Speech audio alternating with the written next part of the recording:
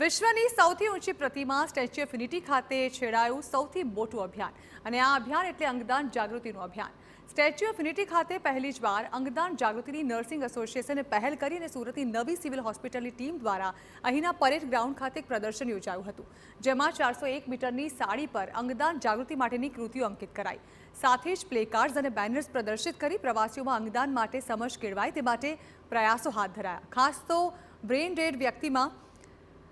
આ પ્રકારે લોકોમાં જાગૃતિ આવે તે માટે સમજ આપવામાં આવી।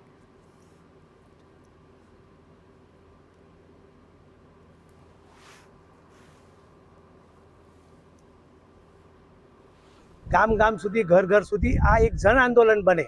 અને જ્યારે મૃત બ્રેન ડેથ હોય તે સજીવન તો થવાનો નથી। એવા કિસ્સામાં પરિવારજનો જો અંગદાનનો નિર્ણય લે તો કોઈને લીવર, કોઈને કિડની, કોઈને હૃદય, હાથ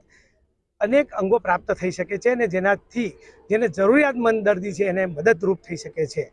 જે વ્યક્તિ ને ઓર્ગન મળે છે એમના આખા પરિવારની અંદર એક પરિવારનું કોઈ વ્યક્તિને જ્યારે નવું જીવન મળતું હોય ત્યારે જે આનંદ હોય છે એ અલગ પ્રકારનો હોય છે અને આની માટે જનજાગૃતિ થાય એ માટે નર્મદા જિલ્લામાં પણ આવનાર દિવસોમાં આદરણીય દિલીપભાઈ દાદાના માર્ગદર્શન હેઠળ ને અંગદાન ચેરિટેબલ ટ્રસ્ટ જોડે ભારતીય જનતા પાર્ટી કામ કરશે અને સામાજિક સંગઠનોને પણ આપણે આમાં જોડીશું અને નર્મદા જિલ્લાની અંદર પણ આ માટે આખી ટીમ બનાવીને કામ કરવાની આપણે આગળ શરૂઆત